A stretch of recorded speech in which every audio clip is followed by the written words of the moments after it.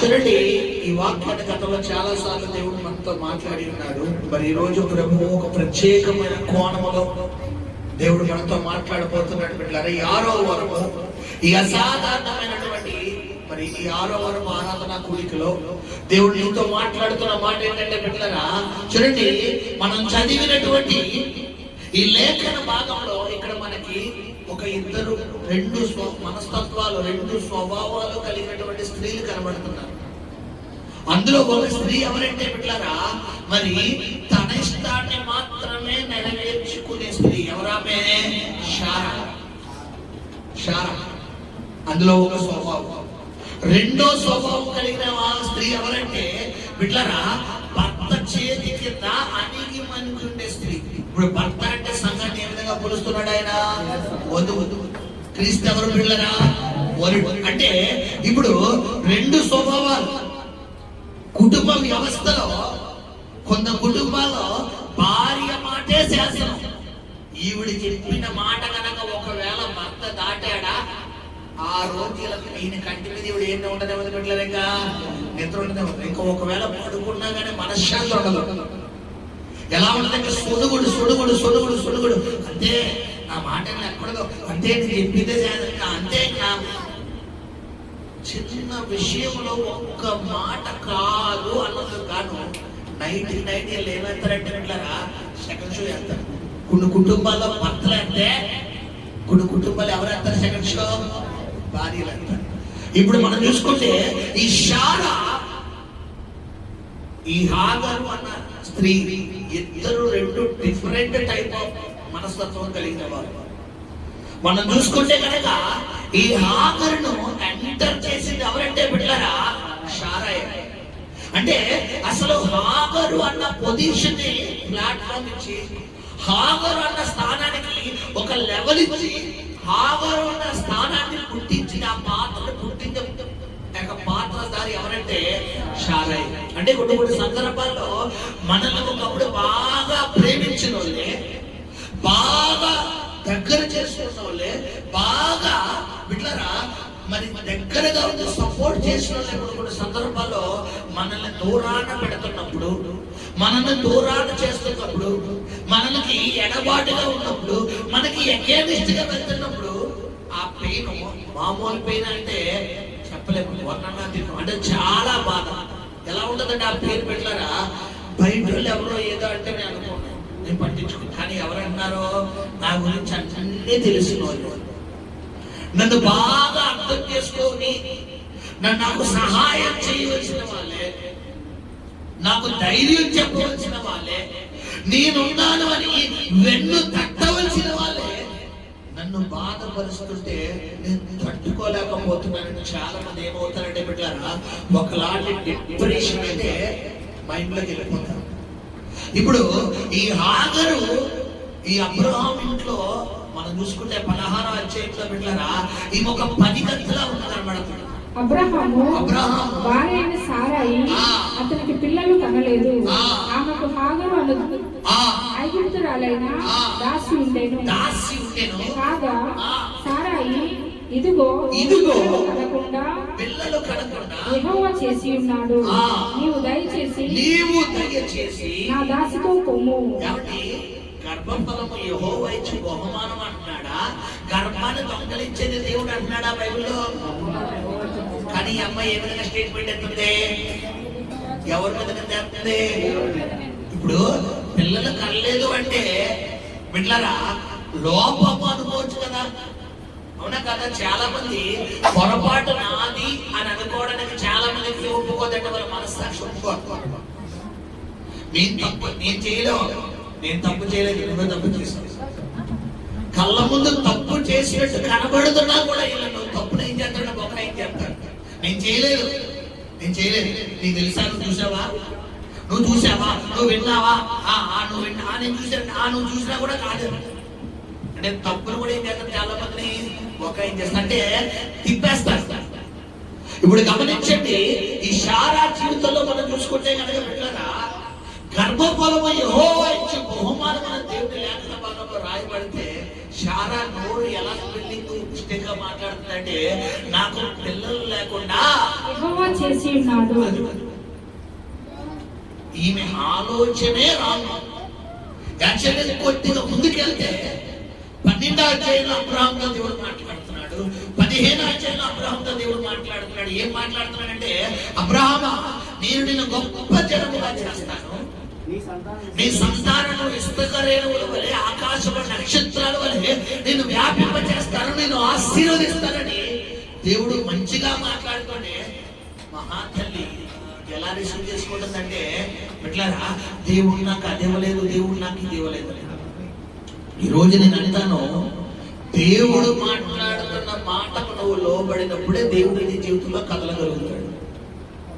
నువ్వు దేవుడు మాట్లాడుతున్న మాటకు నువ్వు లోబడకుండా నీ మార్గంలోనే, నీ మాటలోనే, నీ ఆలోచనతోనే అదే రాంగ్ వేరే వెళ్ళిపోతూ, నేను చెప్పిందే వేదం, నేను చేసిందే శాసనం అన్నవా, నష్టపోయేది ఎవరి జీవితం పెట్టారా? మన జీవితం. అది గమనించండి. జరిగిన పరిణామాలు ఏంటంటే, అసలు శారా తన ఈ సొంత ఇన్వాల్వ్మెంట్ వల్లే ఆగమని తీసుకొచ్చి ఏం చేస్తే, ఇదిగో నాకు దేవుడు పిల్లలు లేకుండా చేశాడు కాబట్టి ఈ అమ్మాయితో వెళ్ళి నాకు పిల్లలు కనగానే అక్కడ శాసనం గుర్తించింది ఎవరమ్మా చెప్పాలి? ఇప్పుడు 21వ అధ్యాయం 6వ వచనం వచ్చేసరికి అదే శారా ఏమంటుంది, నేను అనగొట్టాను అంటే. కొన్ని సందర్భాల్లో మనుషుల స్వభావం ఎలా ఉంటుందంటే, యూజెంత్రో క్లాస్ తెలుసా మీకు? వాటర్ క్లాస్ తెలుసా పెట్టారా? వాటర్ క్లాస్ 2 రకాలు ఉంటాయి. ఒకటి యూజ్ఫుల్ క్లాస్, రెండోది యూజెంత్రో క్లాస్. ఆ క్లాస్ ఇది చూడండి, ఇది యూజెంత్రో క్లాస్, యూజ్ క్లాస్. ఈ క్లాస్ పడాలంటే ఇప్పుడు ఎంతమంది తీసుకుంటారు? మాస్టర్ గారు నాకు అది ఇప్పుడు అదే అదే అలా కాకుండా, ఇప్పుడు నేను ఏదైనా ప్లాస్టిక్ క్లాస్ పెట్టాను అనుకోండి, ఇది పడాలంటే మాకెందుకంటే క్లాస్. ఆ గ్లాసు నువ్వు వాడకపోయినా స్టీల్ సామాన్కి వెళ్తే ఏదో వస్తుంది. యూజెంత్రో క్లాస్ మన మైండ్ ఎవడు తాగాడో, ఆడికి దగ్గుందో, ఆడికి రొప్పందో, జరగదో, ఆడికి ఏముందో అది మనకు వచ్చాడు. అదే ఈ క్లాస్ అనుకో, ఒకవేళ అమ్మడానికి ఇష్టం లేకుండా సబ్జెక్ట్ గట్టిగా వెళ్తే పాటించుకోవచ్చు. అంటే ఇప్పుడు గమనించండి, శారా మైండ్ లాగా కొంతమంది మైండ్ ఎలా అంటే యూజెంత్రో మైండ్, అంటే దేవుడు వాడుకున్నది లేకపోతే వీళ్ళకి కష్టం వచ్చినప్పుడు, వీళ్ళకి శ్రమ వచ్చినప్పుడు, వీళ్ళకి బాధ వచ్చినప్పుడు, వీళ్ళకి రోగం వచ్చినప్పుడు, వీళ్ళకి ఇబ్బంది కలిగినప్పుడు దేవుడు కావాలి. వన్స్ వీళ్ళకి శ్రమ గట్టెక్కేసిన తర్వాత, శోధన గట్టెక్కేసిన తర్వాత, వేదన గట్టెక్కేసిన తర్వాత, రోగం గట్టెక్కేసిన తర్వాత అప్పుడు ఏదో అలా అన్నానండి. కానీ ఇప్పుడు మా ఆవిడ ఒప్పుకోవట్లేదు, మా ఆయన ఒప్పుకోవట్లేదు, మా అమ్మ ఒప్పుకోవట్లేదు, మా నాన్న ఒప్పుకోవట్లేదు. ఈ డైలాగ్ ఎప్పుడు రావాలమ్మా చెప్పాలి? ముందు రావాలి. ఈ దాసిని ఎల్లగొట్టని ఆదికాండము 16వ అధ్యాయంలోనే ముందుగా అన్నాడు అనుకోండి. అప్పుడు అబ్రహాం బాధపడేవాడా చెప్పాలి? బాధపడేవాడే కాదు. ఎప్పుడు అమ్మాయిని ఎల్లగొట్టుకుంటాడంటే, బిడ్డలారా, ఆ కొడుకు పుట్టాడు, వాడికి ఎన్ని సంవత్సరాలు? 14 సంవత్సరాలు వచ్చినాయి. శారాకి గర్భిణి అయ్యేసరికి, కుమారుడు పుట్టేసరికి, బిడ్డలారా, మరి అబ్రహాము బిడ్డలారా తండ్రి అవ్వకముందు మరి 86 సంవత్సరాలు అంటారు. ఎవరికి? అబ్రహాము. 86వ సంవత్సరం ఎవరు పుట్టారు బిడ్డలారా? ఇస్మాయిల్ పుట్టాడు. 100వ సంవత్సరం ఎవరు పుట్టారు? ఇస్సాకు. అంటే ఇస్మాయిల్ ఎన్ని సంవత్సరాలు? 14 సంవత్సరాలు. 14 సంవత్సరాలు వయసులోకి వచ్చేసిన తర్వాత శారా వచ్చి అంటుందంట, ఈ దాసిని దీని కుమార్ని ఎలగొట్టాడు. అంటే కొన్ని సందర్భాల్లో మన జీవితంలో కొన్ని పరిణయాలు, కొన్ని ప్రమేయాలు, కొన్ని ప్రమాణాలు, కొన్ని ప్రయాణాలు ఎలా ఉంటాయంటే, ఎటు వెళ్తుందో మన జీవితం మనకే తెలియదు. అసలు ఎందుకు మన జీవితంలోకి వచ్చారు, ఎందుకు వెళ్ళిపోయారు, అసలు ఎందుకు ఇలా జరుగుతుంది అనేది మనకే తెలియదు. ఇప్పుడు హాగర జీవితం కూడా అలాగే ఉంది. 14 సంవత్సరాలు తన జీవితంలో బిడ్డలారా అబ్రహామును భర్తగా, అబ్రహాముకి తన కుమార్తె తండ్రిగా కలిగినటువంటి స్త్రీగా హాగరు కనబడుతుంది. అయితే గమనించండి, అలాంటి సందర్భంలో ఈ హాగరు ఒక అరణ్యం వంటి అనుభవం ఉన్న దేవుడు హాగరు ఉండడానికి దేవుడు అనుమతించాడట. హల్లెలూయా. మీ గతంలో గతంలో నేను చెప్పాను బిడ్డలారా, అరణ్యము అంటే మరి ఒంటరి ప్రయాణం. అరణ్యం అంటే అడవి. అడవిలో ఆకలి అనగానే అన్నం పెట్టే వాళ్ళు ఉంటారా? చెప్పాలి. అరణ్యంలో బిడ్డలారా భయం వేస్తుంది అనగానే ధైర్యం చెప్పే వాళ్ళు ఉంటారా? ఉండరు. అరణ్యములో సహాయం అనగానే సహాయపడే వాళ్ళు ఉంటారా? ఉండరు. అరణ్యము అంటే ఒంటరి ప్రయాణం. నేనున్నానని వెన్ను తట్టే వాళ్ళు ఉండరు. నీకు ఉంటానన్న వాళ్ళు ధైర్యం చెప్పే వాళ్ళు ఉండరు. నీకు నీ సహాయం చేస్తాన వాళ్ళు ఉండరు. నీ పక్షంగా నేను ఉన్నాను అన్న వాళ్ళు ఉండరు. కొన్ని సందర్భాల్లో దేవుడు మనల్ని కూడా అరణ్యం అంటే అనుభవం ఉండనే నడిపిస్తాడు. ఆ అనుభవం అందరికీ వస్తుందంటే రాదు. కొంతమందికి మాత్రమే దేవుడు పరీక్షిస్తాడు. ఇశ్రాయేలు ప్రజలు ఎన్ని సంవత్సరాలు అరణ్యం కూడా నడిపించే వెళ్ళారా? 40 సంవత్సరాలు అరణ్యము. ఈ 40 సంవత్సరాలు వీళ్ళు అరణ్యం గుండా నడిచేది కాబట్టి 41వ సంవత్సరం ఎక్కడ ప్రవేశపెట్టాడని వారు తేలి ప్రవేశించు కానాను దేశంలోకి. హల్లెలూయా. ఈ రోజు నువ్వు అరణ్యం గుండా గత 5 సంవత్సరాలు బట్టి వెళ్తున్నావేమో, గత 10 సంవత్సరాల బట్టి వెళ్తున్నావేమో, గత 15 సంవత్సరాల బట్టి వెళ్తున్నావేమో, గత 3 సంవత్సరాల బట్టి వెళ్తున్నావేమో, గత సంవత్సరం నుంచి వెళ్తున్నావేమో. అయితే ప్రభు నీతో ప్రొఫెటికల్ గా మాట్లాడుతున్న మాట ఏంటంటే, అరణ్యములో నీ దేవుడు త్రోవను కలగజేసిన విషయం మర్చిపోకు. హల్లెలూయా. ఏమండి, ఎందుకు ఆ మాటను బైబిల్లో దేవుడు రాసి పెట్టాడంటే, అరణ్యంలో కానీ ఎడారిలో కానీ త్రోవ మనకు కనబడుతుందంటే కనబడదు. కనుచూపు మేరలో కూడా కనబడదు. ఎందుకంటే అరణ్యంలో చుట్టూ ఏముంటాయి పెట్టారా? చెట్లు. చుట్టూ చెట్లు కూడా మామూలుగా మన ఇంట్లో మన ఇంటి దగ్గర జాతి చెట్ట లేదా ఆ చెట్టు ఈ చెట్లు ఉంటుందంటే ఇక్కడ నుంచి చూస్తే ఎలా ఉంటాం అంటే కనుసూపు మేరలో కూడా మనకి ఏం కనబడదు. రోజు గడిసే కొద్ది పూట అవర్ అంటే గంటలు కలిసే కొద్ది రాత్రి అయ్యే కొద్ది మన లోపల ఏం స్టార్ట్ అవుతుందంటే అయ్యో. అందుకే చాలా మంది మారేడుమిల్లి లేదా రంపచోడవరం ఈ మూల ప్రాంతాలకు వెళ్ళినప్పుడు బిడ్డలరా మన వాటర్ ఫాల్స్ వెళ్ళినప్పుడు చీకటి పడకుండా ఏం చేస్తారు? వచ్చేస్తారు. మనకైతే సాయంత్రం 6-5 గంటలకు చీకటి పడదు. అదే అలాంటి ప్రాంతాల్లో ఎలా ఉంటుంది బిడ్డలరా? సాయంత్రం 4-5 గంటలకు ఏమైపోతే మొత్తం చీకటి పడుతుంది. అంటే గమనించండి, కొంతమంది జీవితాల్లో ఏ క్షణాన్ని ఏం జరుగుతుందో తెలియదు, ఎప్పుడే వార్త వినాల్సి వస్తుందో తెలియదు. అయితే అందరికీ అనుభవం అంటే కాదు. ఈరోజు దేవుడు నిన్ను ఒక అరణ్యం వంటి అనుభవం నడిపిస్తే కనుక, హాగరు వంటి అనుభవం నువ్వు కూడా వెళ్తే కనుక, హాగరుకు తోడై ఉన్న దేవుడే నీకు కూడా తోడే ఉండబోతున్నాడు. హల్లెలూయా. శబ్దంగా స్తోత్రం చెల్లిద్దామా? హల్లెలూయా. హాగరంట అక్కడ తన జీవితంలో దాదాపు 14 సంవత్సరాలు సపోర్ట్ అంటే అబ్రహామును కలిగినటువంటి హాగరు తన భార్య చెప్పిన మాట విని హాగరుని తన కుమారుని అబ్రహాం ఏం చేస్తున్నాడమ్మా? బయటికి వెళ్ళేస్తున్నాడు. మన భాషలో ఈ పంపిస్తున్నాడు అన్నది, కానీ మన భాషలో చెప్పాలంటే ఏంటి? బయటికి వెళ్ళేయడమే. నేను అంటాను, పిల్లవాడు చిన్నవాడు 14 సంవత్సరాలు ఎవరొస్తుందా? బాలుడు పిల్లోడు చిన్నవాడు. ఈ అమ్మాయి వయసులో ఉంది. ఇలాంటి వయసులో ఉన్న అమ్మాయిని నేను దిక్కున్న చోటు వెంట వెళ్ళిపో అంటే ఒకసారి ఆలోచించండి బిడ్డలారా. ఒక్కసారి అసలు నేను అంటాను, ఆ అధ్యాయం చదివిన 16వ అధ్యాయం చదివిన నాకు అనిపిస్తుంది, అసలు హాగరు ఎందుకు ఐగుప్తు నుంచి బానిసగా తీసుకురావడం? First question. రెండో క్వశ్చన్ ఏంటంటే బిడ్డారా, నాకు వచ్చిన ఆలోచన అన్నమాట, ఎందుకు తీసుకురావాలి? అక్కడ హాగరు ఇష్టాన్ని అడిగిందా? చాలా చెప్పాలి.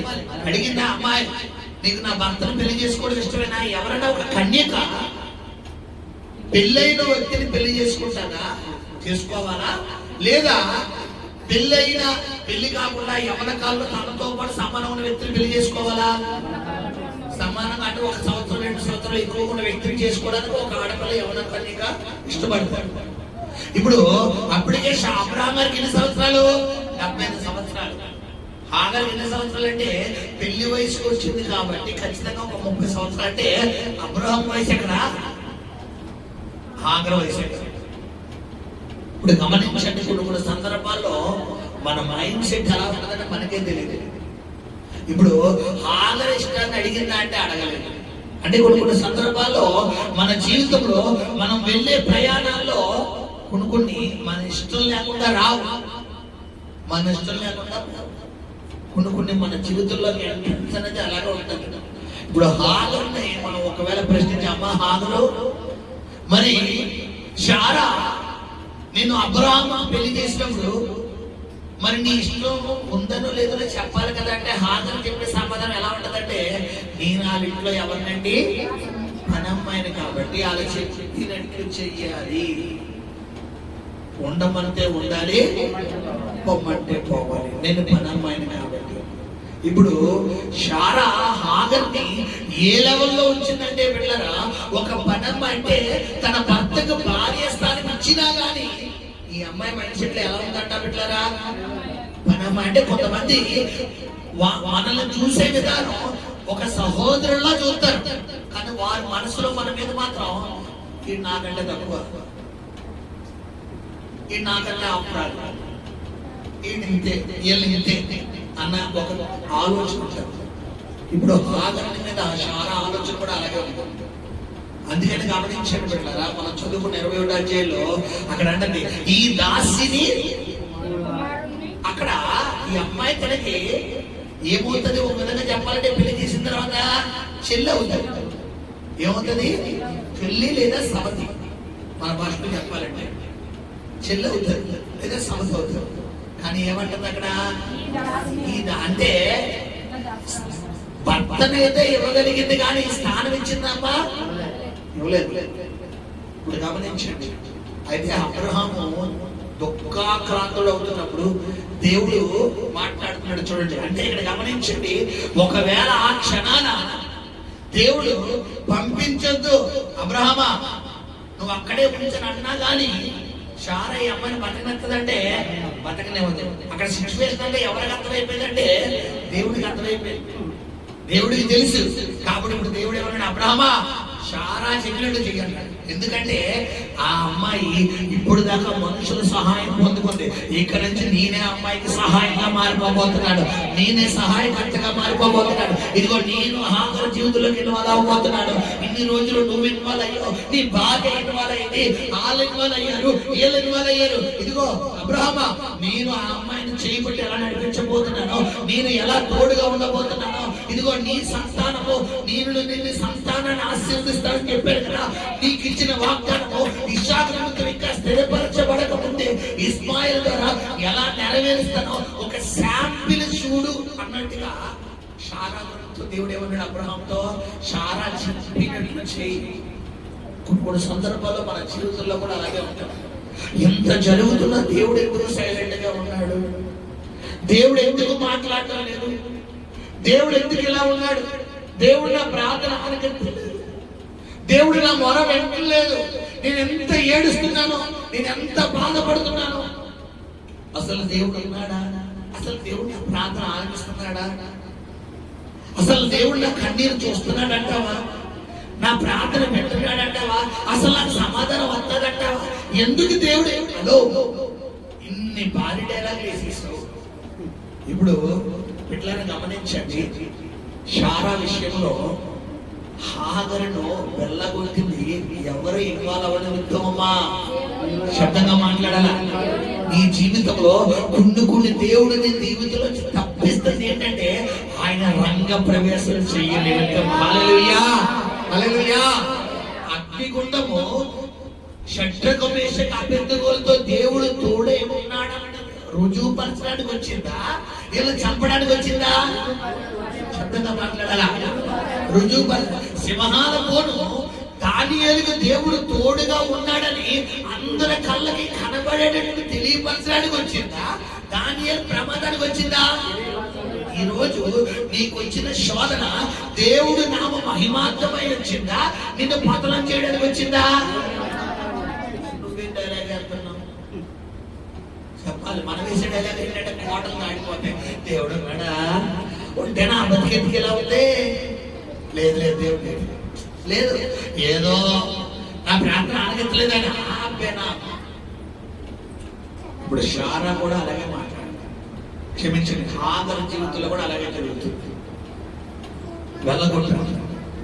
వెళ్ళగొట్టనగానే దేవుడు వెళ్ళగొట్టొద్దు చెప్పవలసిన దేవుడు శారా చెప్పినట్లు చేయాలంటే అక్కడ హాగరు పట్ల దేవునికి ఒక ప్రణాళిక ఉంది. హల్లెలూయా. ఇదే దేవుడు గమనించండి, హాగరు ఫస్ట్ టైం ఇంట్లో వెళ్ళిపోయిందంటే కాదు, ఆల్రెడీ ముందొకసారి వెళ్ళిపోతే అదే దేవుడు హాగర్ని అదే అరణ్యం దగ్గర దర్శిస్తున్నాడు. ఆ మాటలు సరే అది ఎన్నో వచ్చింది, ఎన్నో అధ్యాయం 13 అధ్యాయము చూడండి పిల్లరా, 16 ఇప్పుడు మనం చదివిందంటే 16 కదా, 16 చూడండి 13 వచ్చి చదువురా. అది చూచుచున్నా దేవుడవు నీవే. 7 వచ్చి చదువుతారు. యెహోవా దూత ఆ శారాయి దాసిపోయిన హాగరు ఎక్కడి నుండి వచ్చింది, ఎక్కడికి వెళ్ళుచున్నావని అడిగినందుకు అది నా యజమానురాలైన శారాయి వద్ద నుండి పారిపోచున్నానను. అప్పుడు యెహోవా దూత నీ యజమానురాలి వద్దకు తిరిగి వెళ్ళి ఆమె చేతి క్రింద ఇక్కడేమన్నాడు చెప్పాలి. 16 అధ్యాయం 21 అధ్యాయులు ఏం చెప్తున్నాడు, శారా దేవుని అబ్రహాం దేవన్నాడు, శారా చెప్పినట్లేదు అంటున్నాడు. ఇక్కడికి వచ్చే ముందేమన్నాడు, ఇల్లా అమ్మాయి చేతి కింద అణిగి మణిగుండు. అంటే కొన్ని సందర్భాల్లో దేవుడు చేసే వ్యవహారము, దేవుడు చేసే విధానం ఎలా ఉంటుందంటే బిడ్డలారా, కొన్ని శ్రమలు వచ్చినా అక్కడే ఉండు, ఎక్కడికి వెళ్ళక కనిపెట్టుకుని ఉండు. ఖచ్చితంగా నేను విడిపిస్తాను, ఖచ్చితంగా నా సహాయం నీకు అందుతారు, ఖచ్చితంగా నేను నిన్ను ఆదుకుంటానని అంటాను. కొన్ని సందర్భాల్లో దేవుడి విధానం ఎలా ఉంటుందంటే బిడ్డలారా, మనం ఆలోచన ఎలా ఉంటుందంటే దేవుడు నన్ను ఎప్పుడు రక్షిస్తాడో, ఎప్పుడు నన్ను తప్పిస్తాడో, ఎప్పుడు విడిపిస్తాడో. ఇప్పుడు మనం చదువుకున్న 16 అధ్యాయంలోనేమో దేవుడు చెప్తున్న మాట, నీ యజమానురాలు చేతి కింద అణిగిమని ఉంది అంటున్నాడు. 21 అధ్యాయం వచ్చేసరికి ఏమో శారా చెప్పిన అంటే ఇంట్లోకి పంపించాడు. ఎందుకు ఆ మాట అన్నాడంటే ఎవరు ఇన్వాల్వ్ అవబోతున్నారు అక్కడ, దేవుడు ఇన్వాల్వ్ అవబోతున్నాడు. హల్లెలూయా. ఇప్పుడు హాగర్ ఎక్కడ ఉందంటే అరణ్యంలో ఉంది.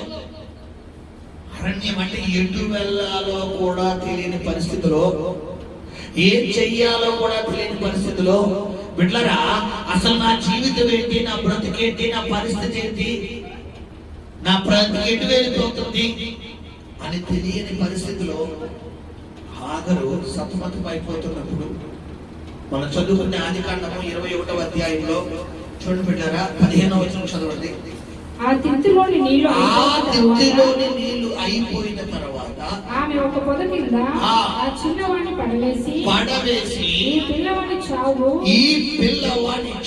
నేను చూడలేనని అనుకొని ఇంటి వెనక దూరము వెళ్ళి అతనికి ఎదురుగా కూర్చుండేను.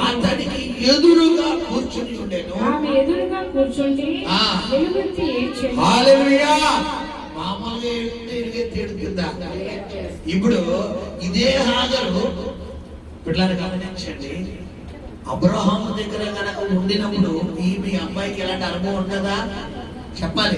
అంటే కొన్ని సందర్భాల్లో ఆయన మీద డిపెండ్ అయ్యే అనుభవాన్ని దేవుడు మన జీవితంలో కలగజేయ నిమిత్తము ఇలాంటి అనుభవాలు మనకు నడిపెట్టాడు. ఎందుకంటే మనుషులు సపోర్ట్ మనకు ఉన్నప్పుడు మనకి ఎవరి సపోర్ట్ తో మనకు పని లేదు బిడ్డలారా చెప్పాలి. దేవుడు అవసరం ఉంటుందా?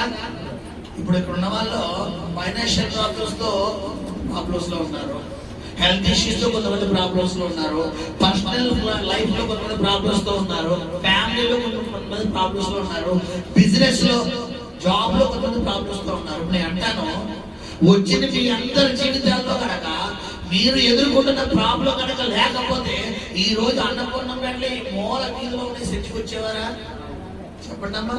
ఖచ్చితంగా ఎక్కడ ఉంటాం ఈ పాటికి. అయితే ఇంటి దగ్గర ఇంట్లో కూర్చుని చక్కగా ఈ పాటికి మార్కెట్ అయిపోతుంది. కాబట్టి ఏమైపోద్ది, మరి chicken market shopping, fish market shopping అంతా అయిపోద్ది. కాబట్టి ఆడవాళ్ళేమో వంటగదికి పరిమితం అయితే మగోళ్ళేమో టీవీకి పరిమితం అవుతారు, లేదా కాలక్షేపానికి పరిమితం అవుతారు, లేదా కొంతమంది ఇంకా దేనికి పరిమితం అయి ఉంటారు. ఈ పాటికి మంచానికి ఇంకా లెగ్స్ ఉండరు, జాతర కొంతమంది నిద్రకు.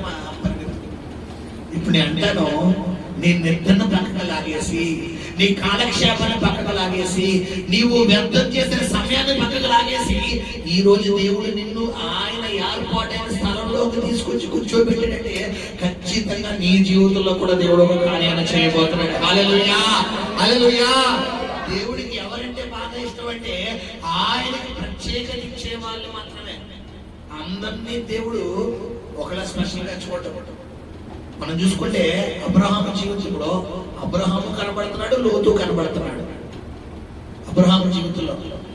మరి ఇస్సాకు పిల్లల విషయంలో యాకోబు కనబడుతున్నాడు, ఏసావు కనబడుతున్నాడు. దావీదు జీవితంలో దావీదుతో పాటు 8 అంటే దావీదు కన్నా ముందు 7 సంతానం కనబడుతున్నారు. యోసేపు జీవితంలో యోసేపు కన్నా ముందు 11 మంది కనబడుతున్నారు. అందరికీ దేవుడు ఒకేలాగా ఎత్తున్నాడంటే లేదు, స్పెషలైజేషన్. మరి స్పెషలైజేషన్ నీకు స్పెషల్ కోట ఇచ్చినప్పుడు శ్రమలు కూడా ఎలా ఉంటాయి బిడ్డలారా? శబ్దంగా మాట్లాడాల. ఇప్పుడు మనకు ఆశీర్వాదాలు ఏమో ఎక్కువ కావాలి, శ్రమలు మాత్రం సమానంగా కావాలా? చెప్పండి. నీకు స్పెషల్ ఆశీర్వాదాలు కావాలనుకున్నప్పుడు ట్రైన్ ఎక్కడికి వెళ్ళేటప్పుడు బిడ్డలారా సూపర్ లగ్జరీ అంటే వందే భారత్ ట్రైన్ ఎంతమందికి ఇష్టం లేదు. అలా తెలియదు అన్న వాళ్ళు ఎవరు ఉండరు అనుకోండి. బుల్లెట్ ట్రైన్ ఇప్పుడు అంటారు మన ఆంధ్రాలో తెలియదు కదా. వందే భారత్ ట్రైన్ ఎంతమందికి ఇష్టం? చేతులు పైకి ఎత్తండి. అందరికీ ఇష్టం, అందరికీ ఎక్కడ ఇష్టం. ఇప్పుడు అదే విజయవాడ 100 రూపాయలు వెళ్ళి మామూలు ట్రైన్. ఇప్పుడు వెళ్ళి రావడానికి ఇదే వందే భారత్ ట్రైన్ ఎంత అవుతుందంటే మినిమం ఒక 4-5 వేలు అవుతుంది. మ్యాక్సిమం 4-5 వేలు. 100 ఎక్కడ చెప్పాలా? 4-5 వేలు ఎక్కడ? అంటే నువ్వు 50 సార్లు వెళ్ళి రావచ్చు ఆ 5 వేలు పెట్టి. ఇప్పుడు నేను అంటాను, నీ దేవుడు నీకు వందే భారత్ ట్రైన్ వేయబోతున్నాడు. హల్లెలూయా. మరి వందే భారత్ ట్రైన్ నీకు వెయ్యాలి, ఆ ట్రైన్ ఎక్కించాలి అన్నప్పుడు ఖచ్చితంగా నీకు వచ్చే సోదరులు కూడా ఎలా ఉంటాయమ్మా? దానికి తగ్గట్టుగానే ఉంటాయి. లేదు మాస్టర్ గారు, టికెట్ అయితే మాత్రం 100 రూపాయలు తీసుకుంటానండి, ట్రైన్ మాత్రం వందే భారత్ ఎక్కేస్తానంటే టీసీ వచ్చి ఏం చేస్తాను నిన్ను అసలు వడ్డీ వేసేస్తాను. మన మైండ్ సెట్ ఎలా ఉంటుందంటే టికెట్ అయితే 50 రూపాయలు తీసుకుంటారు మాస్టర్ గారు, కాబట్టి సీట్లు అక్కలేదు, జస్ట్ ట్రైన్ కళ నుంచుంటే చాలు. నువ్వు ట్రైన్ వైపు చూడడానికి కూడా ఆయన అనుమతి ఇవ్వడం. గుర్తుపెట్టు. మామూలు ట్రైన్లో అయితే ఒకవేళ ఏదో విధంగా ఎక్కితే 100, 200, 300 జరిమానా ఎక్కడేమో కానీ వందే భారత్లో ఎక్కితే 100 ఉండవు. ఈరోజు నేను జీవితంలో గమనించండి, అరణ్యం వంటి అనుభవంలో గుండా దేవుడు ప్రవేశపెట్టిన వారి బైబిల్లో అందరి జీవితాలు ఎత్తైన స్థానంలో దేవుడు ప్రవేశపెట్టాడు. హల్లెలూయా. ఈ రోజు నీ జీవితంలో కూడా భయం అనే ఒక అనుభవం గుండా నువ్వు వెళ్తున్నావేమో. ఏ క్షణాన్ని ఏం జరుగుతుందో తెలియదు కొంతమందికి, ఇప్పుడు ఏం వార్త వినిపెడతాదో తెలియదు. భయం భయం భయం. అసలు నా జీవితం ఏంటి, నా బ్రతికేంటి, నా పరిస్థితి ఏంటో తెలియదు. భయం.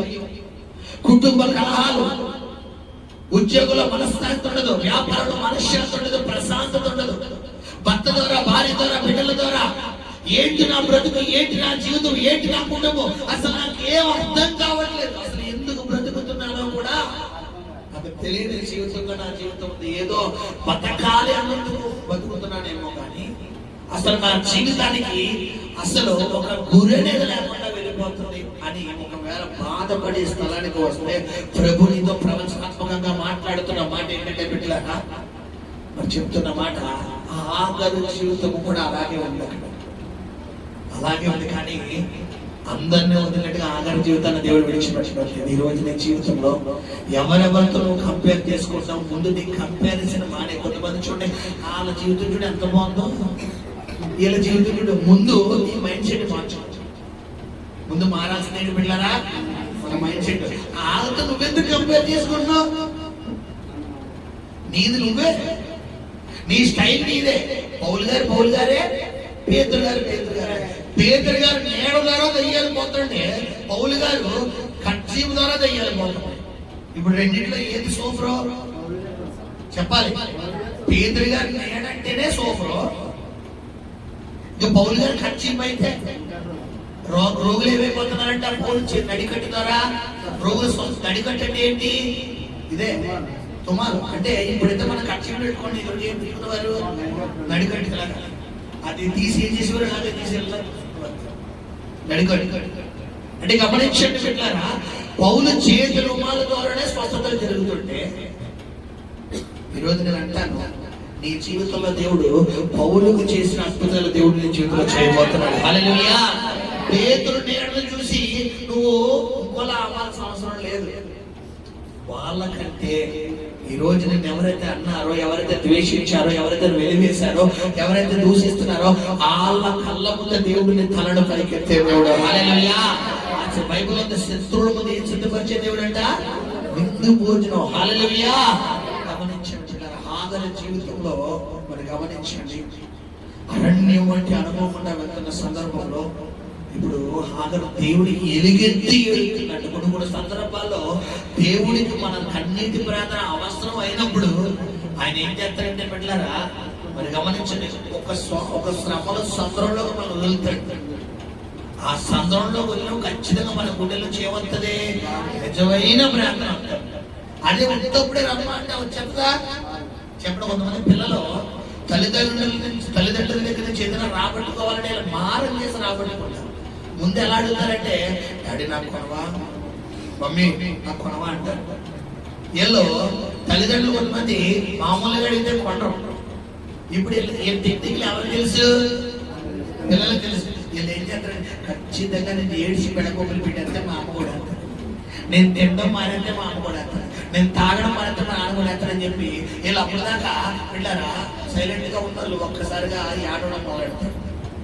ఇప్పుడు హాగరు కూడా ఏం చేస్తుంది, కుర్రోడు అలా ఎదురుగుండా పెట్టేసుకున్నాడు. కుర్రోడు ఎవరు చెప్పాడా, 14 సంవత్సరాల కుర్రోడు ఎదురుగుండా పెట్టి ఆయన ముందేంటి మోకాలేసి ఎలుగెత్తి అడ్డం మొదలెట్టింది. హల్లెలూయా. హల్లెలూయా. ఈ రోజు నీ జీవితంలో కూడా ఏం జరగాలమ్మా, నువ్వు అరణ్యం అంటే అనుకోకుండా వెళ్తున్నావు, కానీ హాగరు చేసిన స్టెప్ చేయట్లేదు. అక్కడ హాగరు మొర, ఆ చిన్నవారి మొర దేవుడి సన్నిధికి వెళ్ళిన తర్వాత దేవుడు మాట్లాడుతున్నాడా, ముందు మాట్లాడుతున్నాడా? ఆ మాట చదివాడా?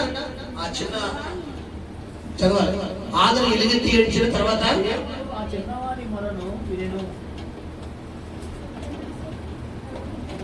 అప్పుడు దేవుని దూత ఆకాశం నుండి హాగరుని పిలిచి, హాగరు నీకు ఏమి వచ్చినది, భయపడుతును, ఆ చిన్నవాడు 17వ వచనం.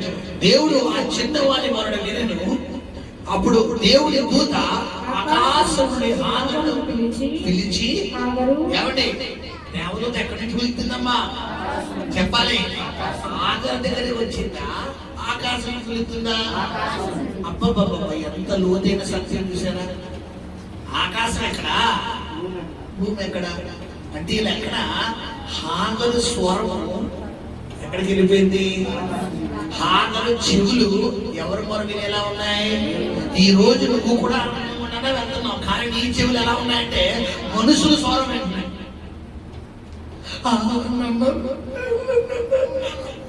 ముందు ఇలా ఏటం బైబిల్లో ఉంది, నా నిమిత్తం నిందించబడి దూషించబడి అవమానం పొందిన మీరందరూ ఎవరంట ధన్యులు. మనం ఏం చేస్తామంటే ముందు శివుడు పుట్టుతాను వదిలే. అంటే కొంతమంది స్వభావం ఏంటంటే సాధారణంగా ఎలా మనం బలహీనపడితే తెలిసే బిడ్డలారా, మనల్ని ఎవరంటే మనం బాధపడతామో వాళ్ళకి ఇల్లేస్తాడు. ఇప్పుడు వాళ్ళు వచ్చి మన దగ్గరగా డైలాగ్ వేస్తారు, వెంటనే ఇక్కడ మనం ప్రార్థన చేస్తామా చెప్పాలి, ఇంకా వాకింగ్ చదువుతావా, ఇంకా చర్చికొస్తావా, ఇంకా దేవుడిలో ఉంటావా, ఇంకా నేను ప్రార్థన నా దేవుడు నా ప్రార్థన. హలో, ఇదంతా ఎవరి టెక్నిక్ చెప్పాలా? మళ్ళా ప్రార్థన సమయం అయిపోయాక ఆమెనే మనం ఒక. ఇక్కడ హాగరు ఏం చేస్తుందంటే పెట్టారా, ఎలుగెత్తి దేవుడికి మొర పెడుతుంది. ఆ చిన్నవాడు కూడా మొర పెడుతున్నాడు. ఇద్దరి మొర ఎవరికి వెళ్ళిపోయిందంట, దేవుడి ఆకాశము నుండి దేవదూత హాగరుతో మాట్లాడతాడు. నేను అంటాను, హాగరు నా ఒక్క చోట పెట్టారా, కండ్లు మూసుకుని ఇలా చేతులు పైకెత్తి మోకరించి దేవుడికి ఎలుగెత్తి ఏడుస్తుంది, ప్రభువా నీ చిత్తము లేకుండా అబ్రహాము జీవితంలోకి నేను రానయ్యా. నీ చిత్తము లేకుండా ఇస్మాయిల్ నాకు పుట్టడయ్యా. నీ చిత్తము లేకుండా ఈ అరణ్యంలోకి నేను రానయ్యా. నీ చిత్తము లేకుండా ఈ రోజు నేను ఒంటరిదానిగా మిగలనయ్యా. నీ చిత్తము లేకుండా ఈ లేమి నాకు రాదయ్యా. నీ చిత్తము లేకుండా ఈ ఒంటరితనం నాకు రాదయ్యా. నీ చిత్తము లేకుండా ఈ బాధ నాకు రాదయ్యా. ఖచ్చితంగా ఈ రోజు నేను ఇక్కడ మోకరించానంటే ఇది కూడా నీ చిత్తమైంది కాబట్టి, ఇది కూడా నీ ఏర్పాటైంది కాబట్టి, ఇది కూడా నీ ప్రణాళిక అయింది కాబట్టి, నీ ప్రణాళికను నెరవేరుస్తున్న యెహోవా నీవే మాకు సమాధానం. హాగరు ఎవరికి మొరపెడుతుంది? ఇప్పుడు హాగరు బాహ్య మండలంలో ప్రార్థన చేస్తుందా, ఆత్మ మండలంలో ప్రార్థన చేస్తుందా? మనం ఎక్కడ చేస్తున్నాం? నా తర్వాత నా జీవితం ఏం చేసుకుంటున్నాను, ఏంటి నా బతికేంటో. మనకి అవసరమైన సులువుడి కన్నా అనవసరమైన సులువుడి ఎక్కువ. ఎందుకు అరణ్యం అంటే అనుభవంలో హాగరు స్వరమును వినిన దేవుడు ఈ రోజు అదే అరణ్యం అనుభవంలో ఉన్న నీ స్వరము దేవుడు ఎందుకు వినడం లేదంటే, యెషయా 59 గ్రంథము మొదటి 3 వచనాలు చదువుకున్నాం. ఎందుకు హాగరు స్వరము వినిన దేవుడు, ఆ చిన్నవాడి స్వరము వినిన దేవుడు నీ నా స్వరం ఎందుకు వినలేకపోతున్నాడంటే అక్కడ చదువుకున్న రక్షింపకుండానట్లు యెహోవా హస్తము కురచకాలేదు, విననేరకుండానట్లు ఆయన చెవులు మందము కాలేదు. మీ దోషములు మీకును మీ దేవునికిని అడ్డముగా వచ్చెను. మీ పాపములు ఆయన ముఖమును మీకు మరుగుపరచెను కనుక ఆయన ఆలకింపకున్నాడు. విషయం ఏంటంటే హాగరు అరణ్యం ఉంటే అనుభవం ఉండానే ఉంది. చెప్పాలి, మాట్లాడాలా?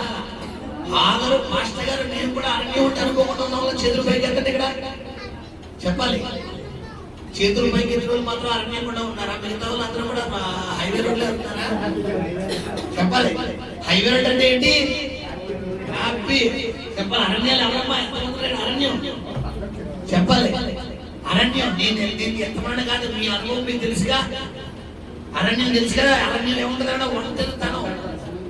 ధైర్యం చెప్పేవాళ్ళు అందరూ భయం భయం భయం భయం. అప్పులలో వస్తారేమో భయం, పిల్లలు ఫీజు కట్టాలని భయం, కాలేజీ ఫీజు కట్టాలని భయం, ఇంట్లో ఏమన్నా కొనమంటే భయం, ఏమన్నా తెమ్మంటే భయం, భయం భయం భయం భయం. విషయం ఏంటంటే హాగరు వంటి అనుభవంలోనే మనం, కానీ హాగరు చేసింది మనం చేయలేకపోతున్నాం. ఏంటమ్మా అది? హాగరు ఎలుగెత్తి ఆ చిన్నవాడు దేవునికి మొరపెడతాడు. ఈరోజు నేను అంటాను, ఒక భార్యగా హాగరు స్థానంలో ఉన్నావా? ఒక భర్తగా హాగరు స్థానంలో ఉన్నావా? పిల్లలుగా ఇస్మాయిల్ స్థానంలో ఉన్న పిల్లలు ఎంతమంది ఉన్నారమ్మా? పిల్లలు అన్న చేతులు పైకి ఎత్తండి. పిల్లలు యూత్ చేతులు రైట్ హ్యాండ్స్ కుడి చేతులు పైకి ఎత్తాలి. పిల్లలు అన్నవారు, పిల్లలు కాదు, పిల్లలు చేతులు. ఎంతమంది మీ ఇస్మాయిల్ మొదలు పెడుతున్నారు? దేవదూత వచ్చి ఇస్మాయిల్ మొరాలకి ఇచ్చారంటా, హాగరు మొరాలకి ఇచ్చారంటుందా? చెప్పాలి. ఇప్పుడు ఒక తండ్రికి, నీ తల్లికి ఒకవేళ కొన్ని పోరాటాలు ఉంటే పిల్లవాడిగా నీ వంతు కూడా ఏంటి మొదలు పెట్టడం. కానీ మనం ఏంటంటే గేముల్లో స్పెషల్. క్రికెట్ మనకి కోహ్లీ కావాలి, ఆడు కావాలి, ఈడి కావాలి. ఆడి వల్ల నువ్వు చింపేసుకున్నంత మాత్రం నీకు ఏమీ ఓడదు. నువ్వు చింపేసుకుంటావు, ఆడు అది. మనం బాగా చేసుకునే రకం ఆడవాళ్ళు నీకు ఒరిగేది కరిగేది ఏమో నీ మెంటల్ పెద్దలు. ఇప్పుడు జరుగుతుంది కదా ఏంటి? ఐపీఎల్ మ్యాచ్ ఆడక్కడ వేసాడేమో కానీ అది నీ సమయాన్ని సైతం దొంగలించేస్తున్నాడు. గుర్తుపెట్టుకోండి. సమ్మర్ హాలిడేస్ ఎంతమంది ప్రతిరోజు పిల్లలు అడుగుతున్నాడు బైబిల్ చదవడానికి. రోజుకి 5 అధ్యాయాలు ఎంతమంది చదువుతున్నారు? గతంలో చెప్పాడు కదా, 3 అధ్యాయాలు నాయన, 2 అధ్యాయాలు నాయన, 1 అధ్యాయం ప్రభువా, సగం అధ్యాయం. అమ్మా వాక్యం చదవాలి ఎంతమంది అమ్మా? పిల్లలు అంటే క్యాలెండర్ వాక్యమా? కదా. మరి ఇప్పుడు నేను అంటాను, చిన్నవారి మొర ఆలకించిన దేవుడు నీ మొర ఆలకించడా? చెప్పాలి. ఆఖరు అరణ్యం అంటే అనుకోకుండానే ఉంది, మనము అరణ్యం అంటే అనుకోకుండానే ఉన్నాము. కానీ హాగరు స్థానంలో నీవు లేవు, చిన్నవాడి స్థానంలో నీ పిల్లలు లేవు. మరి హాగరు ఎలుగెత్తేడు చిన్నవాడు మొర పెడతాడు. ఈ రోజు నీ ఇంట్లో కన్నీటి ప్రాంతం ఉందా? చెప్పాలి. మన ఇంట్లో కన్నీటి ప్రాంతం లేదు, ఏడిసే ప్రాంతం అంటారు. అంతేనా? ఈ కన్నీరు ఉంటది కానీ ఏ కన్నీరు ఉండదు. ఏసయ్య పాదాల దగ్గర కాసే కన్నీరు ఉండదు. యాక్చువల్లీ ఏ కన్నీరు కావాలి ఆయనకి? నువ్వు మంచం మీద ఏడిసే కన్నీరు కాదు. ఏ కన్నీరు కావాలమ్మా? ఆయన మోకరించి ఆయన సన్నిధిలో కాల్చే కన్నీరు కావాలి. ఈరోజు గమనించండి, నీ జీవితంలో ఎందుకు దేవుని కార్యాలను పొందుకోలేకపోతున్నావు అంటే కారణం ఒకటే, ప్రభు నీకు జ్ఞాపకం చేస్తున్నాడు. రక్షింపకుండాని యెహోవా హస్తము కాలేదు, విననేడు నా చెవులు. ఎందుకు అంటే బిడ్డలారా, మీకును ఆయనకును మధ్యలో అడ్డుగోడగా ఉన్నదంట మీ అతిక్రమాలు, మీ దోషములు, మీ పాపాలు. అక్కడ హాగరు దేవుడికి ఎలా మొరపెడుతుందో బిడ్డలారా మీకు నేను ముందు తెలియపరిచాను. కానీ ఈ రోజు మనం ఎలా చేస్తున్నామంటే, అసలు నాకు ఎందుకు నాయన ఈ జీవితం ఇచ్చావు? ఆగనే మొరపెడుతుంది, ప్రభువా నీ చిత్తం లేకుండా నేను ఈ అరణ్యంలోకి రాను, నీ చిత్తం లేకుండా అబ్రహాముకు భార్య అవను, నీ చిత్తం లేకుండా నాకు ఇస్మాయిల్ కొడుకు పుట్టడం, నీ చిత్తం లేకుండా ఇక్కడ ఒంటరిదానిగా మిగలను, నీ చిత్తం లేకుండా ఇప్పుడు దాకా ఇది నా జీవితంలో జరగదు. ఇప్పటికీ కూడా ఎవరి చిత్తం జరుగుతుంది? ఇప్పుడు దీనికి రెస్పాన్సిబిలిటీ ఎవరు పాటించాలి? మనం ఎలా చేస్తున్నామా? ప్రభా నీ చిత్తం లేకుండా నాకు ఈ శోధన రాదు, నీ చిత్తం లేకుండా నాకు ఈ లేవి రాదు, నీ చిత్తం లేకుండా నాకు ఈ పోరాటం రాదు, నీ చిత్తం లేకుండా నాకు ఇది జరగదు. ఖచ్చితంగా నీ చిత్తం చెప్పిన నా జీవితంలో లేవి జరుగుతుంది ప్రభా. కాబట్టి ఖచ్చితంగా ఈ చిత్తాన్ని నువ్వు జరిగించి నాకు సహాయపడినాయంటే మన ప్రార్థన దేవుడు ఆలకించడం లేదా? మనం అలా చేస్తున్నామా? Reverse gear. ఆయన చిత్తాన్ని పక్కన పడేసి ప్రభా నాకు ఇది కావాలి, నా చిత్తం ముందు నీ చిత్తాన్ని పక్కన. ఎవరి చిత్తం కావాలి?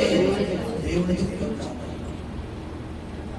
నేను అంటాను, కొన్ని దేవుడు తీసుకుంటున్నాడు, కొన్ని ఆపుతున్నాడు, కొన్ని ఆటంకపరుస్తున్నాడు. అంటే ఎవరి దగ్గర నుంచి శ్రేష్టమైన ప్రార్థన కోరి నిమిత్తం మనం ఆయనకి ఈ పలంగా నేను అదే బాగా చెప్తాను. ఈ బీచ్ ఎవరు టికెట్ కొట్టి లేపుతారు, 10 రూపాయలు కట్టొచ్చాను, 10 రూపాయలు కట్టొచ్చాను. ఇంకొద్ది గేట్లోకి వెళ్తే 30 రూపాయలు కడతారు. అలా వెళ్ళిపోయి ఇలా నియోజకవర్గం స్వాచ్యపట్లకి వెళ్తే 60 రూపాయలు కడతారు, 70 రూపాయలు. అలాగే శాంపుల్ సెంటర్ దగ్గరికి వెళ్ళి ఉడిపికి వెళ్తే 100 రూపాయలు కడతారు. అన్ని పిండ్లు ఒకటేనా, వేరు వేరు పిండ్లా? కాకపోతే చెప్పాలి, వేసే విధానం తేడా. ఇక్కడైతే జస్ట్ ఒక ఆడవాడు కూర్చుంటుంది, ఒకే మగాయన కూర్చుంటాడు. ఆ సెవట్లు ఇలా కక్కేస్తూనే ఉంటాయి. ఇలా గరిటి ఎక్కడెట్టేలా తెలియదు, ఆ గరిటి తీసుకొచ్చి ఇలా తీసి ఇలా ఇలా అంటారు. ఆ పక్కన రోడ్డు వెళ్ళిపోతుంది, ఆ పక్కన కాలువలు తెస్తాడు, ఆ పక్కన ఎత్తాడు, ఆ నూనె తీసి ఇలా వేసి ఇలా వేసి అవి కూడా మనం వెళ్తాం వేడి వేడి. ఇప్పుడు కొంచెం గేట్లోకి వెళ్ళిన తర్వాత అక్కడ సేమ్ ఇదే క్యాంటీన్, కాకపోతే ఆడవాళ్ళు వేస్తారు, అక్కడ మొబైల్ అక్కడ. ఆయన కూడా పని ఎలా ఉంటుంది, సెవెన్లకి గంటకి ఇలా కారిపోతుంది, లోపల ఇలా ఎక్కి ఇలా ఇలా అంటాడు, ఇలా ఇలా గోకున్నాడు, ఇలా గోకున్నాడు. 30 రూపాయలు. కొంచెం స్వాతి వంటలోకి వెళ్తే లోపల ఏం జరుగుతుంది?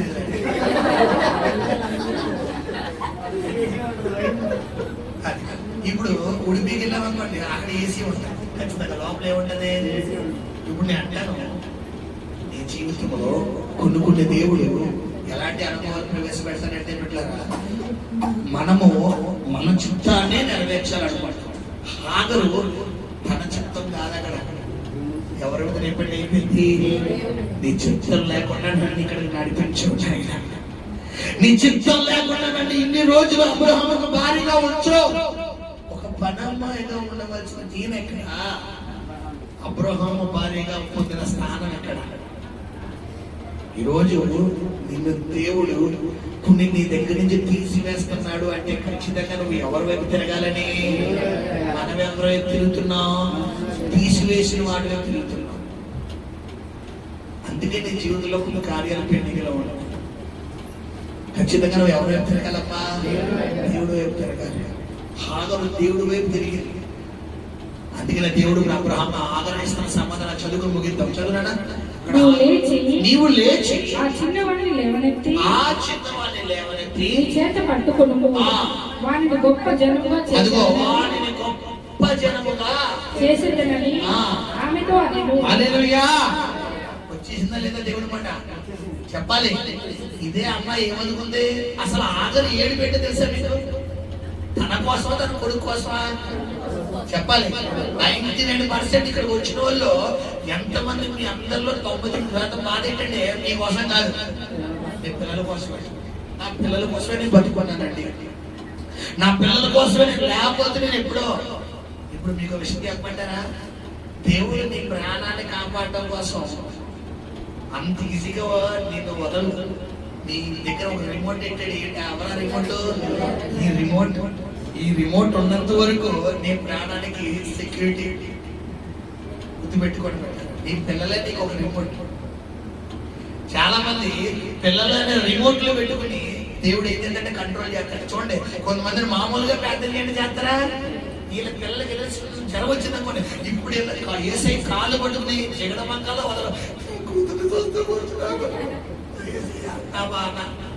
ఏమా ముందు వస్తుంది ప్రార్థన చెప్పండి. ఇప్పుడు ఆగరు ఎందుకు ఎడుతుంది చెప్పాలి. పిల్లవాడి కోసం ఆడి జీవితం ఏమైపోతుంది. ఇప్పుడు దేవుడు కూడా ఎవరికోతో మాట్లాడుతున్నాడు? ఆగరు, నీ పిల్లోడి కోసమే కదా నువ్వు బాధపడుతున్నావు, నీ కుటుంబం కోసమే కదా నువ్వు బాధపడుతున్నావు, నీ జీవితం కోసమే కదా నువ్వు బాధపడుతున్నావు. ఆగరు, చూడు ఆ పిల్లవాడిని నేను ఆశీర్వదించబోతున్నాడు, గొప్ప జనముగా చేయబోతున్నాడు. ఇదిగో ఆడు ఒంటరోడు అనుకున్నావు కదా, ఆడు ఒంటరి జీవితం అనుకున్నావు కదా, ఆడు లెక్కలేని జీవితం అనుకున్నావు కదా, ఆడందరూ చేత వెలివేయబడిన జీవితం అనుకున్నావు కదా. కాదు, ఇదిగో నువ్వు పడిన వేదన నేను చూసే నాగరం. ఇన్ని సంవత్సరాలు నేను చెప్పినట్లు విని నీ యజమానురాలు కింద చేతి కింద అణిగి మణిగి ఉండమని నేను చెప్పిన మాటకు నువ్వు లోబడి సరెండర్ అయిపోయావు. కాబట్టి ఇదిగో నీ మొరటి ఆలకించా. చూసుకో, ఇక్కడ నుంచి నీ స్టార్ తిరగబోతుంది, నీ జీవితం తిరగబోతుందని హాగరు దేవుడు వాగ్దానం ఇచ్చాడు. వెంటనే హాగరు ఏం చేసిందట? మరియు దేవుడు ఆమె కన్నులు తెరిచినందున ఆమె నీళ్ల ఒడ్డు చూచి వెళ్ళి ఆ తిప్పి నీళ్లతో నింపి చిన్నవాడికి త్రాగనిచ్చింది. హల్లెలూయా. అప్పుడు దాకా నీళ్ళు ఎక్కడున్నాయమ్మా? కానీ ఈవిడ ఆత్మీయతలు ఏమవ్వలేదు, తెరవబడాలి. కొన్ని సందర్భంలో నీ మనోదుఖం నీ కళ్ళ ముందు కనబడిన ఆశీర్వాదం కూడా ఏం చేస్తుంది చూడనివ్వదు. ఇందుకే ఆశీర్వాదం ఎవరింట్లో ఉంది? ఇంట్లోనే ఉంది. కానీ నీ ముందు నీ మనోదుఖం నుంచి బయటికి రా, నీ మనోదుఖం నుంచి బయటికి రా. ముందు ఆ వేదన, ఆ బరువు అయిపోయిన గుండె, ఆ శోధన నుంచి నువ్వు బయటికి వచ్చి నువ్వు దేవుడి వైపు తిరిగేవరకు ఖచ్చితంగా ఆశీర్వాదం నీ ఇంట్లో ఎక్కడుందో నీకు కనపడుతుంది. నువ్వు ఎక్కడికి పరిగెట్టలేదు. ఆగండి, అక్కడి నుంచి 10 కిలోమీటర్లు ఎదరగరా, అక్కడికి రైడ్ తీసుకో, అక్కడికి లెఫ్ట్ తీసుకో, లోపలికి వెళ్ళి డౌన్ తిరిగి అన్నాడా? చెప్పండి, ఏమన్నాడు? ఆమె కన్నులు ఏంటా? కన్నులు అంటే ఆత్మీయ నేత్రాలు. అప్పుడు దాకా హాగర్ ఏ నేత్రం ముయ్యబడిపోయింది? ఇందుకు నీ ఇప్పటికీ కూడా మన నేత్రం ఏమైపోయిందంటే ముయ్యబడిపోయింది. కాబట్టి దేవుడు నీకు ఏమై ఉన్నాడో కనబడదు. అందుకే ఇంత కాలంలో దేవుడు ఏం మాట్లాడాడమ్మా? ఈ వారంలో దేవుడు ఏం చేయబోతున్నట్ట? అనేక దేవుడికి కనబడబోతున్నాడు. ఏమై ఉన్నాడో, నీ జీవితంలో ఏమై ఉన్నాడో, నీ కుటుంబంలో ఏమై ఉన్నాడో, నీతో దేవుడు ఏమై ఉన్నాడో ఈ వారంలో దేవుడు నీకు కనబడబోతున్నాడు. హల్లెలూయా. దేవుడిని దర్శించబోతున్నాడు. ఆయన మహిమ నీకు ఏమైందో దేవుడు చూపించబోతున్నాడు. నువ్వు బైక్ ఎక్కినప్పుడు, నువ్వు బండి ఎక్కినప్పుడు, నువ్వు ఇంట్లో ఎక్కినప్పుడు, బస్సు ఎక్కినప్పుడు, ఆటో ఎక్కినప్పుడు, ట్రైన్ ఎక్కినప్పుడు, నువ్వు వ్యాపారం చేస్తున్నప్పుడు, ఉద్యోగం చేస్తున్నప్పుడు దేవుడు నీ చెయ్యి పట్టుకుని నీకు ఎలా తోడై ఉన్నాడో ఈ వారంలో దేవుడు నీకు కనబడబోతున్నాడు. హల్లెలూయా. ఖచ్చితంగా వచ్చేవారు సాక్ష్యం చెప్తున్న గట్టిగా చెప్తామా? హల్లెలూయా, హల్లెలూయా. హాగరు కళ్ళు తెరిచాడు. తెరిచినట్లే నీళ్ళ బుడ్డి కనబడిపోయింది. ఆ నీళ్లు అనే ఆశీర్వాదాన్ని తీసి ఎవరికి పట్టేస్తుందంట? చిన్నవాడికి. ఈరోజు నీ జీవితంలో నువ్వు చేయవలసిన 2 పనులు పెట్టినా. ఒకటి, బిడ్డలారా, దేవునికి మొరపెట్టడము, రెండు నీ ఆత్మీయ నేత్రం తెరవడం. ఆగరు ఏడ్చింది, మనం ఏం చేయలేకపోతున్నాం చెప్పాలి. ఆగరు బిడ్డలారా మరి కళ్ళు తెరవబడి, మన కళ్ళు ఏమవుతుంది ఇప్పటికీ కూడా. ఇంత జరిగినా కూడా ఇంకా మనకు ఆశీర్వాదం వస్తుంది. దేవుడు ఎంత కార్యాలు చేసినా, దేవుడు ఎంత దీవించినా, ఇన్ని ద్వారాలు తెలిసినా, చూడండి ఎర్ర సముద్రం విడిపించినది, రెండు పాయలు చేసిన దేవుడు, ఎరుకో గోడను కొట్టుకొచ్చిన దేవుడు, యోర్దాను నదిని వెనకగా మళ్లించిన దేవుడు, నీ కుటుంబంలో ఉన్న పిల్ల కాలమైన సమస్య నుంచి విడిపించలేడా చెప్పాలి. విడిపించలేడా? కానీ మనం ఏం చేస్తున్నాం ఈరోజు? ఎర్ర సముద్రం దాటించిన విషయం మర్చిపోయాం, ఎరుకో గోడ కొట్టుకొచ్చిన విషయం మర్చిపోయాం, యోర్దాను నది వెనకగా మళ్లించిన విషయం అసలు జ్ఞాపకమే లేదు. అన్ని మర్చిపోయి ఇప్పుడు ఏదో పిల్లకాలం అంటే సమస్య వచ్చి ఇంట్లో కూర్చుంటారు. ఇప్పుడు పిల్లకాలం వచ్చింది ఏం చేస్తారంటే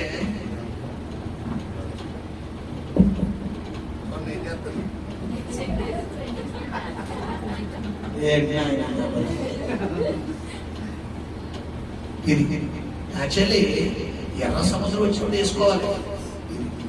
చాలా మంది తడిగొట్టే ఎప్పుడు వేసుకుంటున్నారా? తడిగొట్టారు. ఎర్ర సముద్రాన్ని వేసుకున్నా ఏమిచ్చాడు ఆయన చెప్పాలి. ఎరుగోవాడికి ఏమిచ్చాడా? అర్థమైందమ్మా? అర్థమైపోయిందా? అర్థమవుతుందా? అర్థమవుతలేదా? ఎర్ర సముద్రం అంటే ఏంటి? బైబిల్ అంటే ఎర్ర సముద్రమా ఏంటి? ఎర్ర సముద్రం అంటే ఏంటి? పెద్ద శ్రమ. ఒకప్పుడు ఇక చావే శరణ్యం అనుకునే స్థితిలో సైతం నేను కాపాడాడు. ఎరుగోవాడంటే ఏంటి? ఇంకా పెద్ద శ్రమ. అసలు శత్రువులు కోల్చగలరు, ఎరుగోవాడనే కోల్చలేనంత పటిష్టంగా కట్టాడు ఆ గోడని. దేవుడు కత్తి వాడించాడా? పార వాడించాడా? గుణపం వాడించాడా? ఇప్పుడు బాంబులు అంటించాడా? భూమి ఏమైందంట? భూమి నేరం ఇచ్చినట్టే గోడ పట్టుకూలి. అంటే నేను రోజు నేను అంటాను, నువ్వు గనక దేవునికి మొరపెడితే, దేవునికి ప్రార్థన చేస్తే, దేవునికి తెలియపరిస్తే, ఖచ్చితంగా దేవుడు ప్రకృతితో సైతం మాట్లాడగలిగిన దేవుడు. శబ్దంగా శబ్దంగా చెప్పాలా?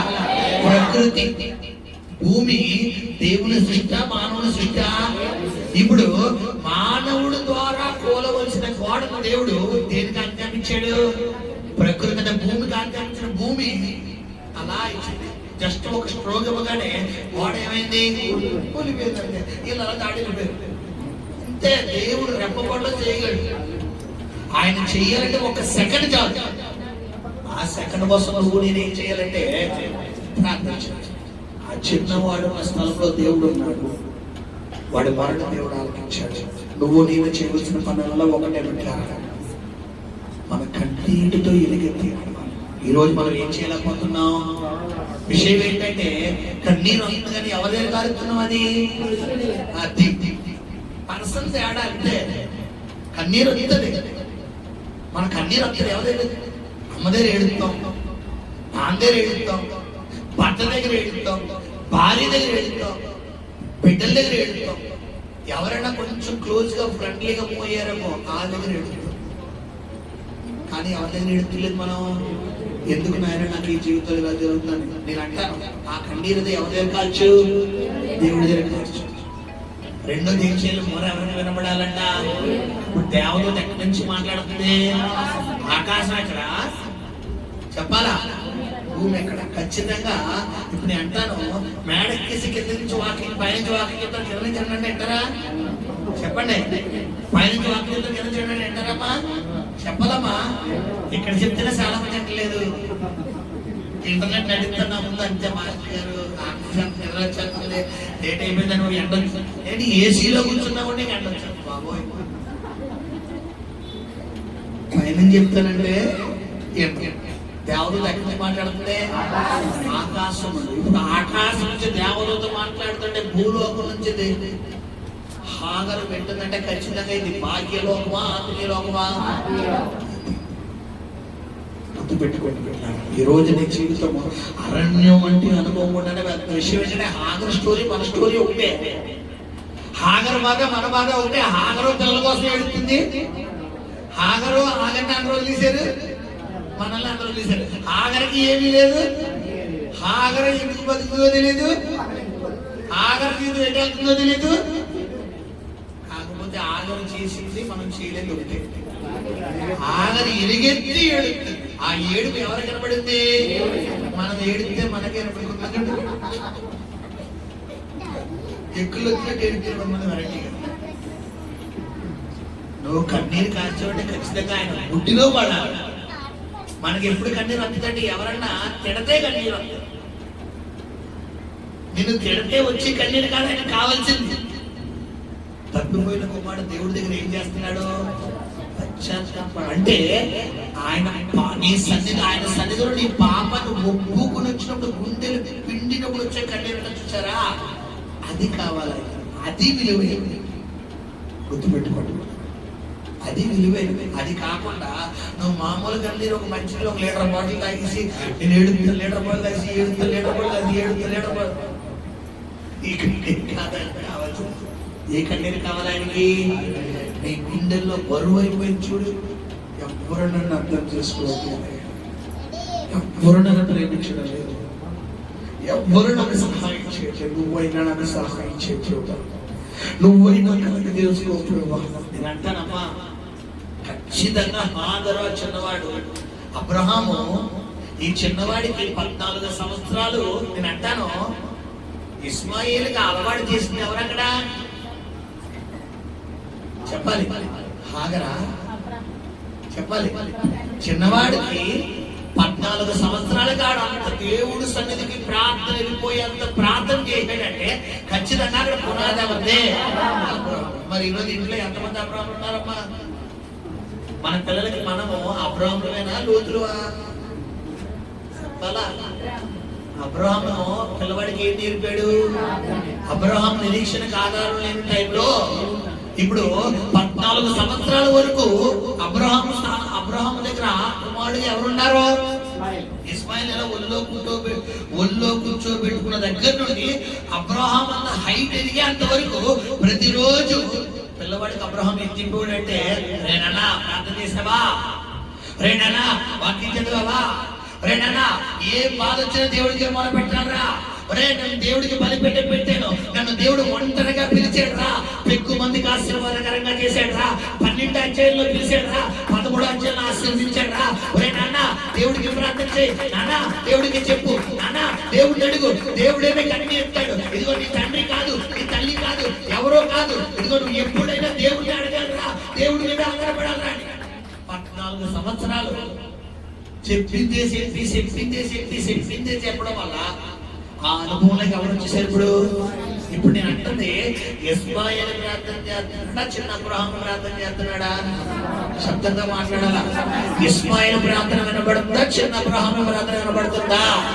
ఎంతమంది మీ పిల్లలు చిన్న అబ్రహాంలుగా తయారు చేస్తారు? ఇక్కడ తయారు చేస్తామా? ఆమేన్, హల్లెలూయా. ఈరోజు నీ జీవితంలో ఇస్మాయిల్ ప్రార్థించినట్టు ఇస్మాయిల్ గొప్పతనం కాదు, పునాది అలాంటిది. సీడు అంటే ఏంటి? విత్తనం అలాంటిది. విత్తనం ఎక్కడి నుంచి వచ్చింది? అది బ్లడ్ ఎవరిదే? ఇస్మాయిల్ బ్లడ్ ఎవరిదే? సరసరా మలిగిపోయే బ్లడ్. ఒక్కగంట ఒక కుమారుడిని ఇచ్చేయండి, ఓకే డాడీ ఇప్పుడు ఇచ్చేయమంటావా? చూడండి, ఆయన కంటే 22లో చూసుకుంటే రాత్రి మాట్లాడుతుంటే తెల్లవారుగానే వెళ్ళిపోతున్నాడు. హల్లెలూయా. మనమైతే రాత్రి మాట్లాడి తెల్లారి రాత్రి ఏమొచ్చింది? మనకి జ్వరం వచ్చేది. అవసరమైతే నన్ను తీసుకెళ్ళిపోగా నా బిడ్డ వచ్చేది. అబ్రహాం అలా చేసాడా? అబ్రహాం కొన్న విశ్వాసం ఒకటే, ఇచ్చిన దేవుడు తీసుకోవాలి. నాకు ఇచ్చాడంటే ఖచ్చితంగా ఇది అబ్రహాముకి నాకు దేవుడు ఏదో పరీక్ష. ఈ పరీక్ష నా మేలు కొరకే వచ్చింది. ఈ రోజు నా జీవితంలో ఒక ఆశీర్వాదం తీసుకుంటున్నాడు, ఒక ఆశీర్వాదం ఆపుతున్నాడు, ఒక దీవెన ఆపుతున్నాడంటే ఏదో మేలు చేయబోతున్నాడు. ఏమో ఒకవేళ అది నా జీవితంలో ఉంటే ఇంకా నేను నష్టపోతానేమో, ఏమన్నా పతనం అవుతానేమో, అది దేవుడి చిత్తం కాదేమో, అందుకనే దేవుడు తీసుకున్నాడేమో అన్న పాజిటివ్ లేయర్లో ఎవరు ఆలోచించారంటే అబ్రహాం ఆలోచించి లేక ఇచ్చిన సంతానాన్ని తీసుకెళ్ళిపోయి అడిగి వెళ్ళిపోతున్నాడు. మోరియా పర్వతం దగ్గరికి వెళ్ళిపోయి కొడుకున అంటే ఆ లెవెల్ విశ్వాసం ఎవరికి అప్పించింది కదా చెప్పాలి పిల్లలు. ఈరోజు నేను అంటాను, ఒక ఇంటికి తండ్రిగా ఇంటికి తల్లిగా ఉండి నీ పిల్లలు నీకులా ప్రార్థించాలా లేదా లోకంలో ఉండాలా? ఎంతమంది తల్లులు ఇక్కడ పిల్లలకు ప్రార్థన నేర్పుతున్నారు చెప్పాలి? ఎంతమంది తండ్రులు పిల్లలకి ప్రార్థన నేర్పుతున్నారు? ఎంతమంది తల్లిదండ్రులు పిల్లలకు భక్తి నేర్పుతున్నారు? గుర్తుపెట్టుకోండి, అబ్రహాంలో ఉన్న స్పెషల్ అనేది ఎవరిలోకి వచ్చేసింది? అక్కడ ఇస్మాయిల్లోకి వచ్చేసింది. హల్లెలూయా. ఇస్మాయిల్ మొర పెడుతున్నాడు. దేవుడు అక్కడ అంతా ఏడ్చిన ఆగరు మొర గురించి మాట్లాడతలేదు, కానీ ఆ చిన్నవాని మొర చిన్నవాడికి తెలుసు దేవుడు ఎలా మాట్లాడితే దేవుడు పలుకుతాడు, ఎలా అడిగితే. చూడ చాలా మంది పిల్లలు తల్లిదండ్రుల వచ్చి మా మమ్మీని అలా అడగలా తెలుసులేరా, మా డాడీ చేత ఎలా పని నా తెలుసులే, నా తెలుసు. ఇప్పుడు మనం అనుకుంటాం దగ్గర బాబు కూడా లేదు లేదు నాకు తెలుసు. దగ్గరికి వెళ్ళి లాంగ్వేజ్ కా భాష ఉంటాయి కదా, కోడి భాష, ఆ కోడి భాషలో అడుగుతాడు. ఇప్పుడు అలాగే దేవుడి దగ్గర అడిగే విధానం అబ్రహాం ఎవరికి నేర్పిస్తాడు? ఈరోజు నీ జీవితంలో నువ్వు కూడా ఎవరిని అడగాలంటున్నాను? అడిగే విధానం నేర్చుకో. ఒకటే చెప్తున్నాను, ఎలిగెత్తి ఏడ్చింది చిన్నాడు మొర. సేమ్ అబ్రహాము భార్య ఆఖరి జీవితంలో ఉన్న అన్ని సబ్జెక్టులు మన జీవితంలో ఉన్నాయి. రెండే లేవు. ఒకటి ఎలిగెత్తి ఆడవడం, శబ్దంగా మాట్లాడాలి. ఒకటి ఎలిగెత్తి ఆడవడం చెప్పాలి. ఒకటి ఎలిగెత్తి ఆడవడం, రెండు మొర పెట్టడం. ఈ రెండు మన జీవితంలో ఉన్నాయి. ఈ వారంలో అవి చేసి చూడండి. వచ్చే 7వ వారం ఖచ్చితంగా దేవుడు సాక్షిగా నిలబెట్టబోతుంది. దేవుడు కొద్ది మాటలు ఇంట్లో దీవించి ఆశించి నడిపించును గాక. ప్రార్థన. పరిశుద్ధము నమ్మకము కలిగినము కలిగిన ప్రియ పరలోకపు తండ్రి, నీ పరిశుద్ధ పాదాలకు లెక్కలేని మహిమ ఘనత ప్రభావాలు ఆరోపిస్తున్నాము నాయన.